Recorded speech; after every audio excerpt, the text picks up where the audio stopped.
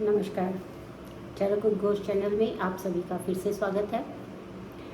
आज हम चरक संहिता के मात्रा अशीति अध्याय को ही आगे बढ़ाते हुए आज श्लोक नंबर 18 से हम इसकी आज प्रारंभ करेंगे, शुरुआत करेंगे।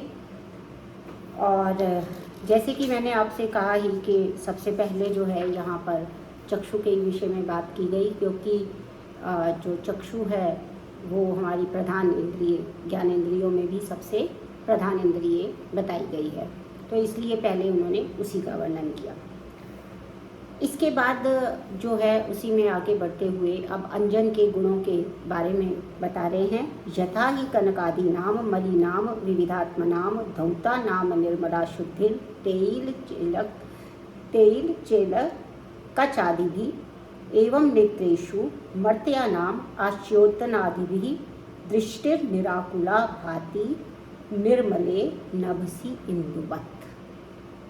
तो यहाँ पर जो है वो अंजन के गुण बताए गए हैं और उसमें एक उदाहरण भी दिया गया है कि जैसे विभिन्न प्रकार के स्वर्ण आदि, यानी कि बहुत सारी जो धातुएं होती हैं उनको हम मान लीजिए वस्त्र से चमका सकते हैं, किसी तेल से चमका सकते हैं ना, जो है ये तेल है शुद्धिस तेल, तो उससे वस्त्र से कर सकते हैं या फिर बाल से कर सकते हैं। इससे जो है वो शुद्ध हो जाते हैं और जो धातुएं हैं वो चमकने लगती हैं।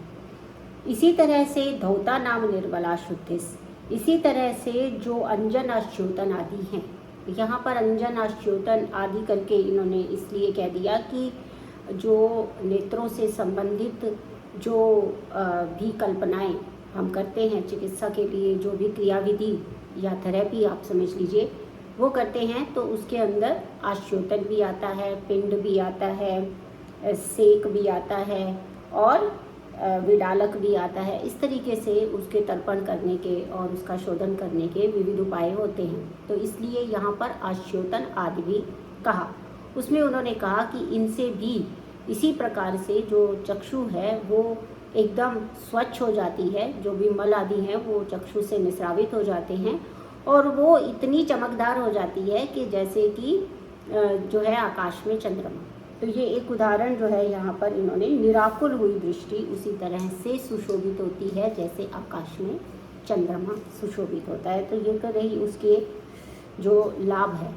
यहाँ पर एक चीज़ को जो है वो समझ लेना बड़ा ज़रूरी है, और वो ये है कि आश्योतन जो है वो एक प्रकार का विरेकार्थ ही है, यानी कि उसका जो प्रयोजन है वो शुद्धि का ही प्रयोजन होगा ज़रूर, क्योंकि अगर ना होता तो फिर ये निर्मल होना, फलैक्य इसको हम कहते हैं, फलैक्यात। फलैक्यात का मतलब होता है कि जैसे कि हम किसी भी चीज़ को धो देते हैं तो उसके जो मल हैं वो वहाँ से निष्कासित हो जाते हैं, ड्रेन आउट हो जाते हैं धोने से, उसी तरह से इसमें आश्योतन को कहा गया। इसका मतलब ये है कि आश्योतन भी जो है वो एक शोधन प्रक्रिया है, इस बात को ध्यान में रखना चाहिए।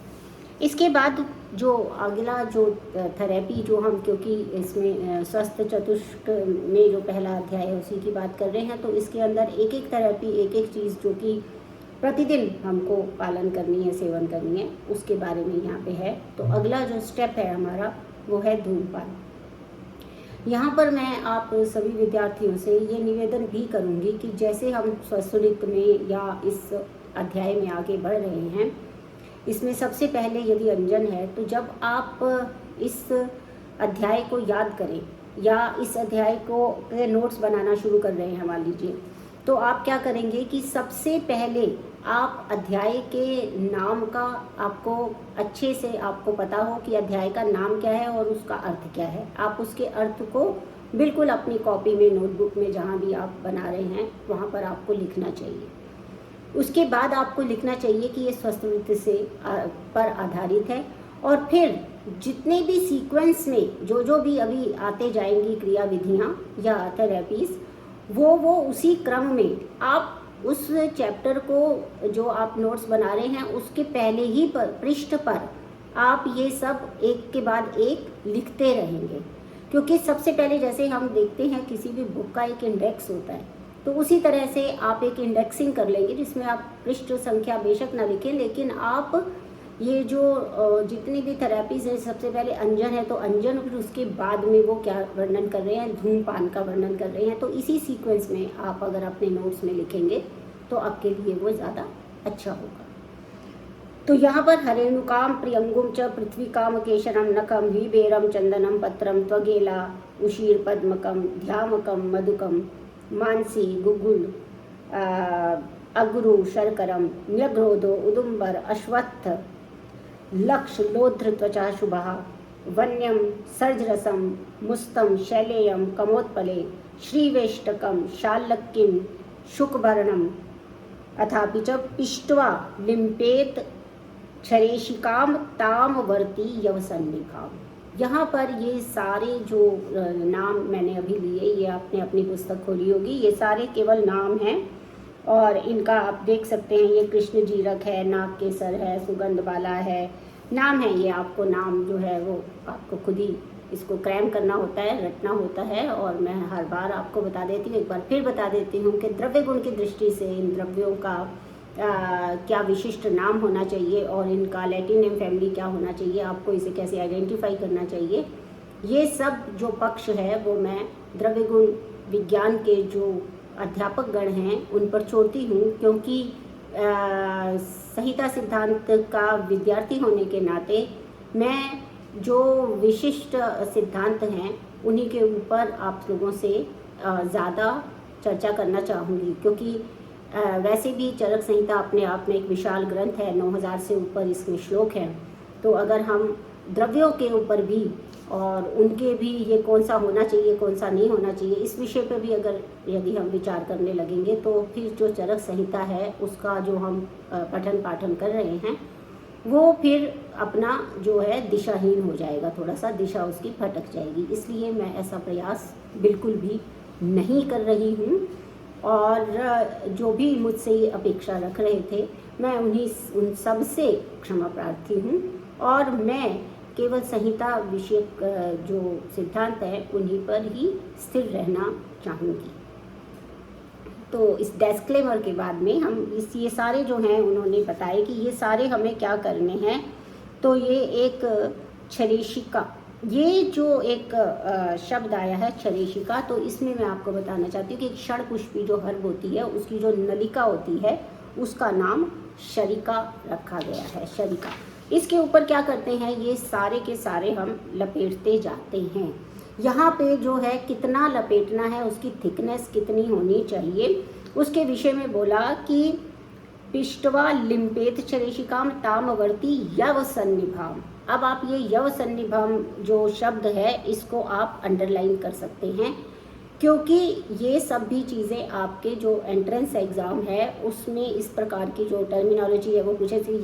कितना किस प्रकार से किसके साथ में उसकी उपमा दी गई है, तो कैसा करना चाहिए, यवसन्निभाम। यव कैसा होता है, आगे और पीछे से थोड़ा सा पतला होता है ऐसे, और ऐसे उसकी शेप बन जाती है ऐसे, है ना। तो उससे भी उतना उसका जो है थिकनेस होनी चाहिए, ऐसा वो यहाँ बता रहे हैं। दूसरा क्या बता रहे हैं, यवसन्निभाम के नीचे आपने अंडरलाइन किया, और दूसरा क्या अंडरलाइन इसमें वर्ड करना है, अंगुष्ठ सम्मिताम कुर्याद अष्टांगुल समावभिषक।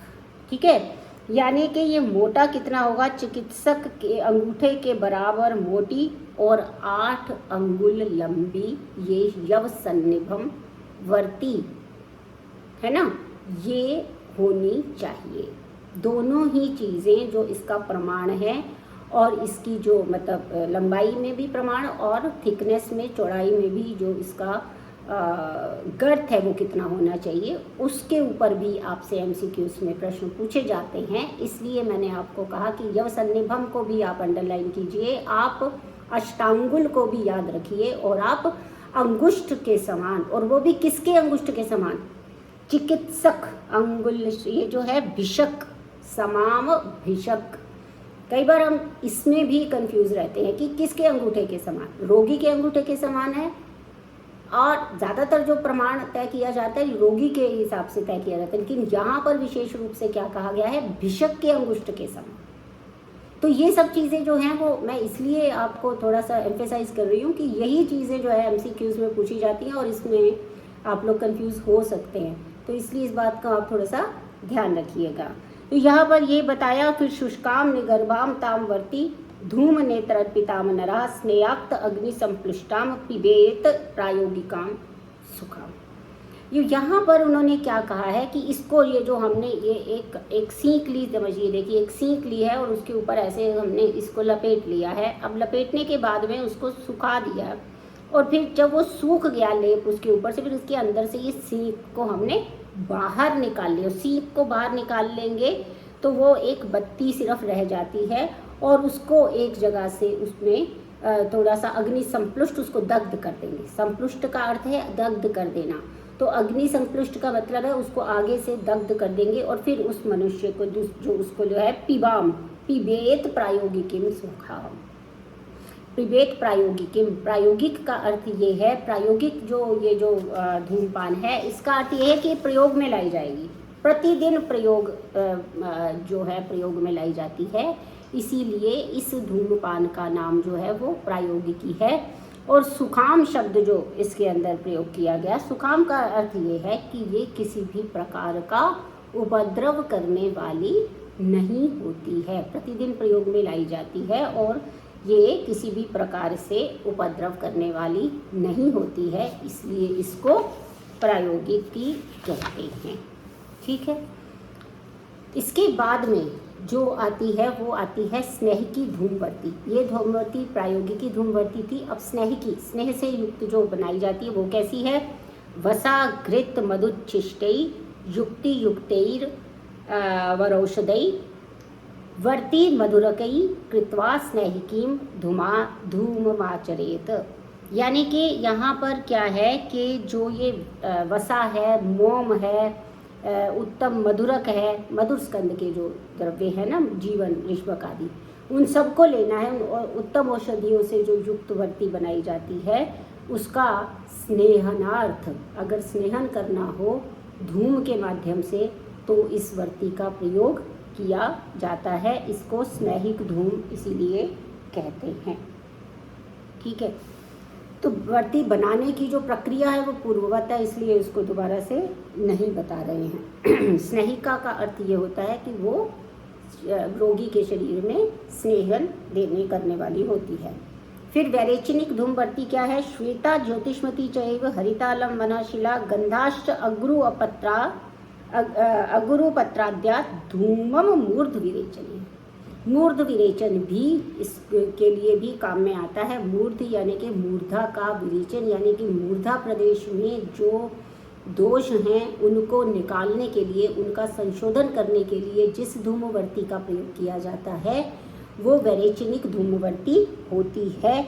और इसके लिए जो जो औषधियाँ हैं वो बताई, अपराजिता, मालकंकनी, हरताल, मनशिला, अगर तेजपत्र आदि गंध वर्ण की औषधियों का धूम शिरोविरेचन के लिए प्रयोग में लाया जाता है।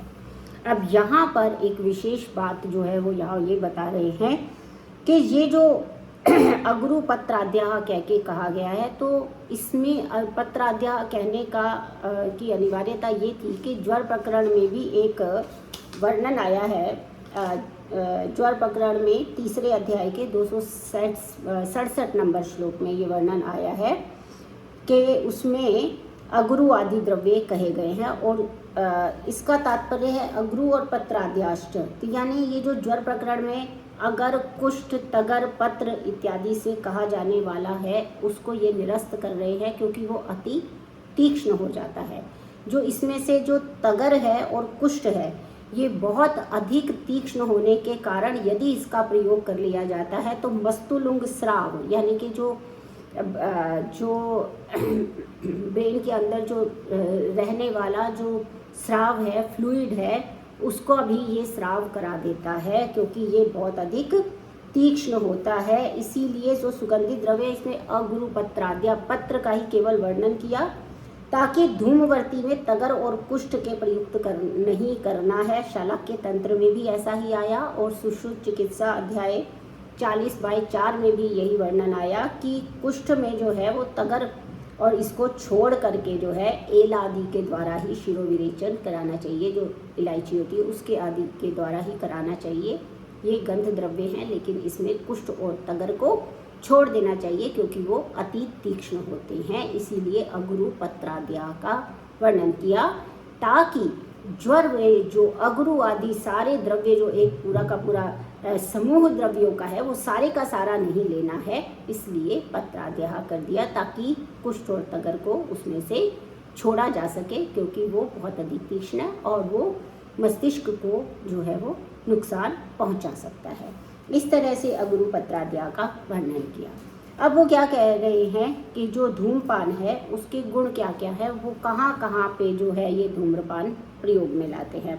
गौरवम शीर्षा शूलम पीनस अर्धावभेदकौ कर्णाक्षी शूलम कासश्च हिक्काश्वासो गलग्रहा दंत दौर्बल्यम आस्रावः श्रोत्र घ्राणादि अक्षिदोषजः पूति घ्राणास्य गंधश्च दंत शूलम अरोचकः हनुमन्याग्रह कंडू कृमया पांडुता मुखे।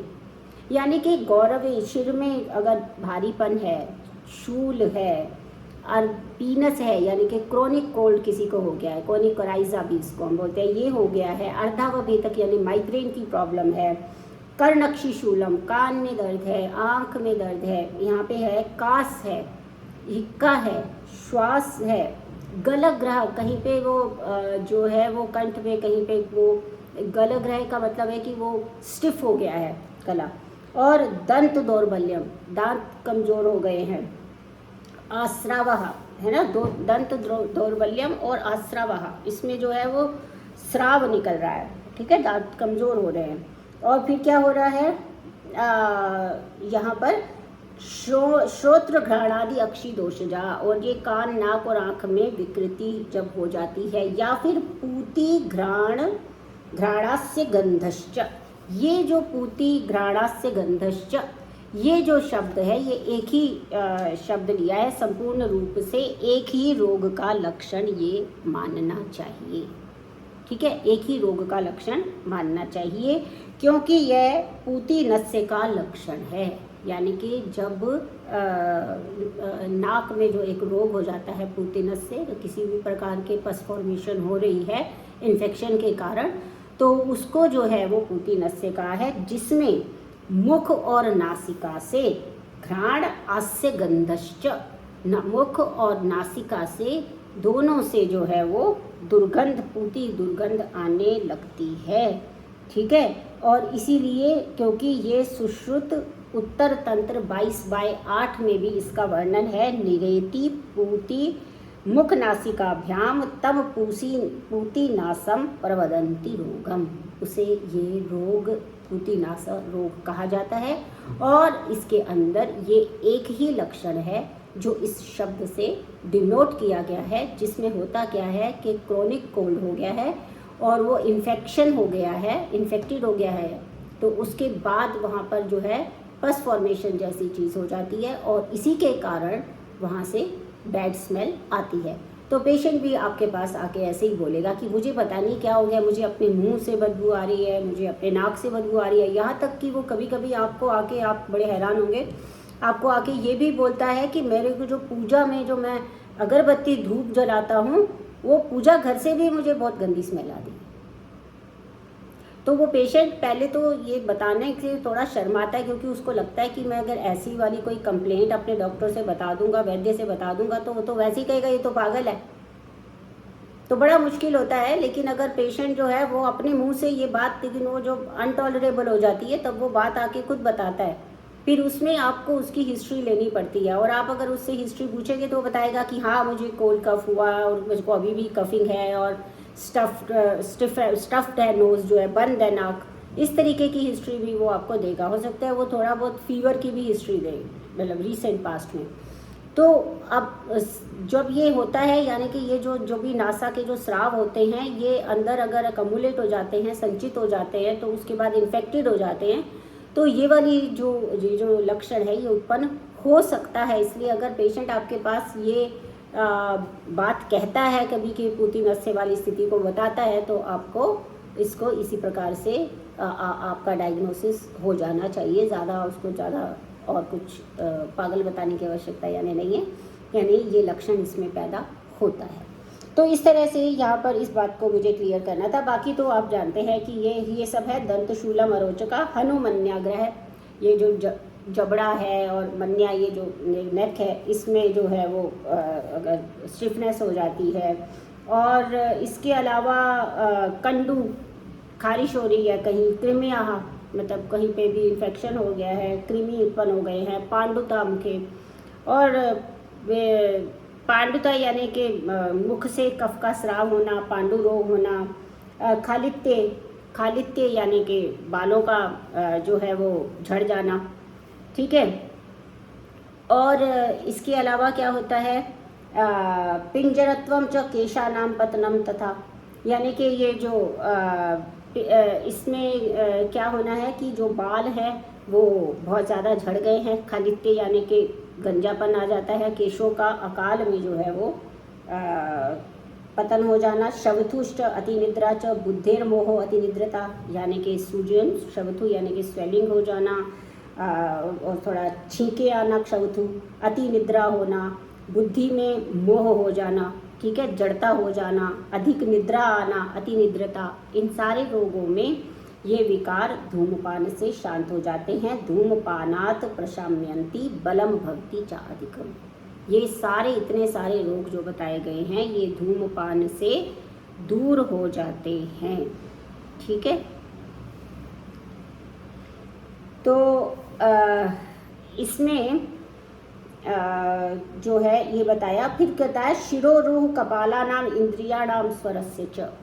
शिरोरूह जो यहाँ पर जो शब्द आया है इसका अर्थ होता है केश, का अर्थ केश है, शिरोरूह का मतलब है केश है, इनका जो ये जो रोग है, और कपाला नाम इंद्रिया नाम स्वरस्य च, जो कपाल का अर्थ है शिर के कपाल है, इसमें जो है वो बलवान होता है। इस कथन से जो बाकी जो ऊर्ध्व जत्रुगत व्याधियाँ हैं उनका भी ग्रहण हमको हो जाता है, और इन सब को दूर करने में धूमपान अपनी भूमिका निभाता है, क्योंकि इन्होंने कहा नाच वात कफात्मको बलिनो अपि ऊर्ध्व जत्रुजाः धूमवक्त्रपानस्य व्याधयः स्युः शिरोगतः, यानी कि इसमें ये सारे रोग और बाल, कपाल और इंद्रियों तथा स्वर के बल की वृद्धि हो जाती है।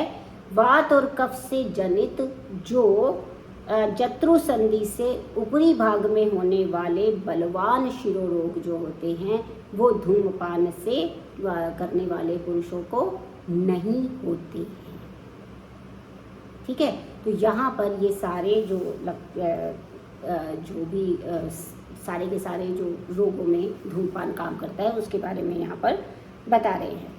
इसके बाद में वो प्रयोग के काल बता रहे हैं। तो प्रयोग के काल क्या बता रहे हैं, प्रयोग पाने तस्य अष्टौ काला संप्रकीर्तितः वात श्लेष्म समुत्क्लेशा कालेष्वेषु ही लक्ष्यते, यानी कि प्रयोग पान के 8 काल जो हैं वो सम्यक रूप से परिकीर्तिता बताए गए हैं, जिसमें कि जब वात और श्लेष्मा के ये वो काल हैं, ये 8 वो काल हैं जिसमें वात और श्लेष्मा का उत्क्लेश होता है, वो ही काल जो है वो धूमपान करने के लिए बताए गए हैं। कौन कौन से बताए गए हैं, स्नात्वा भुक्त्वा समुल्लिख्य शुत्वा दंता निगृह्य च नावनांजन निद्रांते च आत्मवान धूमपो भवेत् तथा वात कफात्मकवानो न भवति ऊर्ध्वजत्रुजः रोगास्तस्य तुपेयाः स्युः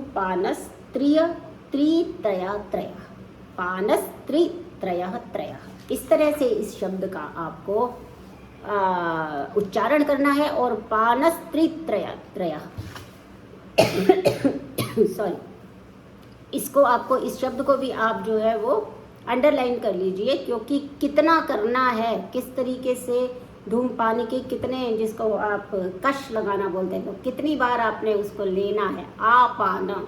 अब आपाना का अर्थ ज़्यादातर क्या है, अपान कर देते हैं स्टूडेंट्स। क्या है, अपान और आपान में अंतर नहीं बता सकते। अपान तो मतलब होता है कि बाहर निष्कासित, आपान का मतलब है कि उसको अंदर लेना, इनहेल करना, वो आपान है।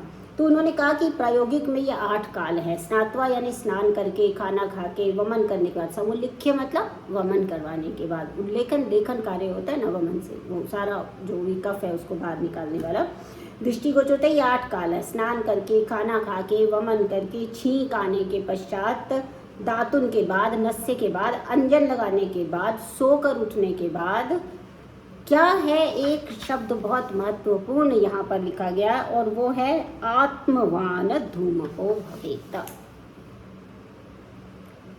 हालांकि ये जो भी धूमपान की बात हो रही है, ये वो सिगरेट स्मोकिंग की बात नहीं हो रही है कि आप प्रसन्न हो गए कि आयुर्वेद ने भी कहा है कि सिगरेट स्मोकिंग करनी चाहिए और 1-2 नहीं, पूरे दिन में 8 बार करने के लिए कहा है, बल्कि हम तो एक हाथ से काम चला रहे थे, है ना, और वो कह रहा है कि 7-8 बार कर लो, कर सकते हो, 8 बार तो काल ही बताए हैं। लेकिन ऐसा नहीं है, इसमें क्या है कि ये मेडिकेटेड है, सबसे पहली बात मेडिकेटेड है, लेकिन उसके बावजूद भी आप देख रहे हैं ये सारी हर्ब्स हैं, ये सारी दवाइयाँ हैं, ये सारे जो मेडिसिन हैं, ये कहीं ना कहीं पे anti allergic, anti septic, anti bacterial इस तरीके के फंक्शंस करने वाले ये हर्ब्स हैं, ये हम जानते हैं। तो हर्बल होते हुए भी एक शब्द का जो प्रयोग किया गया, आत्मवान धूमको भवेत। आत्मवान का अर्थ ये होता है कि धूम्रपान उसे ही करना चाहिए जो कि अपनी जितेंद्रिय हो, जो अपनी इंद्रियों को जीत चुका हो, क्योंकि धूमपान जो है उसको लिमिट में ही करना है, और जिसका अपनी इंद्रियों के ऊपर नियंत्रण नहीं होगा तो वो आवश्यकता से अधिक धूमपान करेगा, अकाल में भी धूमपान करेगा, और उससे क्या होगा कि उसका लाभ होने के बजाय उसमें क्या होगा, उसकी हानि होगी, उसको नुकसान पहुंचेगा, है ना। तो यद्यपि ये पूरी तरह से मेडिकेटेड है, औषधीय है, एक थेरेपी है, क्रियाविधि है, तथापि इसके अंदर कंडीशन लगा दी गई है कि आत्मवान होना चाहिए वही धूम्रपान करे। तो इस बात को आप लोगों को ध्यान में रखना है। और फिर कितना करना है उस काल में, तो उसमें 1 कश लेना है और इसमें क्रिया 3 बार करनी चाहिए और 9 घूंट पीना चाहिए। त्रयः 3 बार और 1 बार में 3 बार लेना, ठीक है ना, 1 बार में 3 बार लेना। तो 9 बार जो है इसको यूज में लाना, यूज होना चाहिए। पेयास्यु यानी शब्द से धूम का अभ्यवरण करना इसमें बताया गया है, ये मैं आपको बताना चाह रही हूँ। उसके बाद है ये आपका ये जो है ना त्रिभिस त्रय है ना, स्यु अपानास त्रय, ठीक है ना। ये बात जो है आपको ध्यान में रखनी है कि ये शब्द आपसे पूछा जा सकता है MCQs में भी, इसलिए इसको अंडरलाइन आप कर ही लेंगे, कर ही लिया होगा आपने, विश्वास है। इसके बाद क्या होता है कि परम द्विकाल पाई स्याद अन्नाकारेश बुद्धिमान। फिर आगे भी बता रहे हैं, देखिए आत्मवान बता दिया, अभी पर आगे भी बता रहे, किंतु 8 काल बताए गए हैं, सही है, किंतु जो बुद्धिमान व्यक्ति होता है उसको 8 कालों में से प्रायोगिक धूमपान का सेवन केवल 2 बार करना चाहिए। प्रयोगे स्नेहिके त्वेकम वैदेक्ष्यम त्रिचतुर्पिबेद, यानी कि जो प्रायोगिक धूमपान का सेवन दिन में केवल 2 बार करे, स्नेहिक धूमपान का 1 बार और वैरेचनिक धूम का सेवन 3 या 4 बार करना चाहिए। इस तरह से है। और सम्यक पीत के लक्षण क्या है? हृत्कंठेन्द्रिये संशुद्धि, लघुत्वम, शिरसा शमा, यथेरिता नाम दोषाणाम सम्यक पीतस्य लक्षणम। अब यहाँ पर जो है उन्होंने कहा हृदय, कंठ और ज्ञानेंद्रियों की शुद्धि है, सिर का जो है वो हल्कापन और बढ़े हुए दोषों की शांति हो जाना, ये सम्यक पीत के लक्षण है। यहाँ पे एक शब्द आया यथेरिता नाम, तो ऐसे ही आपको क्योंकि क्या है कि जो ये संस्कृत भाषा है बड़ी ही सुंदर भाषा है और इसमें एक एक शब्द के कई पर्याय भी होते हैं और वो कई अर्थों में प्रयोग भी होता है। तो यथा जो एक वर्ड है वो अव्ययी भाव समास है। अव्ययी उसको कहते हैं जो कि किसी भी काल में यथा यथा ही रहेगा, है ना। वर्तमान में भी यथा बोला जाएगा, अतीत के लिए भी यथा बोला जाएगा, भविष्य के लिए भी यथा बोला जाएगा, है ना। तो वो क्या है कि वो अव्यय है, उसका कोई चेंज नहीं आता उसके अंदर। तो यथावत जो यथा वाला जो एक बात है, तो यथा शब्द के कई अर्थ होते हैं। जैसे यथा का अर्थ होता है एक योग्यता होता है, एक विप्सा होता है, विप्सा यानी कि जिसकी विशिष्ट इच्छा हो उसको भी बताने के लिए यथा होता है, और एक पदार्थ अनतिवृत्ति यानी कि पदार्थान अतिवृत्ति, यानी कि पदार्थ के आगे के भी कुछ बात जो है वो बताना। पदार्थान अतिवृत्ति यानी कि पदार्थ का और अधिक अधिक प्रयोग करना, उसके लिए भी इसका जो प्रयोग है यथा का जो प्रयोग यथा शब्द का प्रयोग किया गया है, इसको भी आप ध्यान में रखेंगे, आपको बड़ा अच्छा लगेगा, क्योंकि जितने भी पर्याय होते हैं संस्कृत में बड़े सुंदर होते हैं और उसका जो है वो विशिष्ट स्तरों पर प्रयोग भी किया जाता है। लेकिन यहाँ पर वो कह रहे हैं कि यथेरिता नाम का मतलब ये है कि उत्प्रेरिता नाम, यथोक्ता नाम, इस प्रकार का अर्थ जो है वो यहाँ पर लिया गया है। तो आज के लिए इतना ही, और अगले लेक्चर में हम इसी अध्याय के 38 नंबर श्लोक से आगे पढ़ेंगे। मुझे विश्वास है आप लोग पढ़ते जा रहे हैं और जिन जिन चीज़ों को मैं कह रही हूँ उसको विशेष रूप से नोट भी करते जा रहे होंगे। बहुत बहुत धन्यवाद।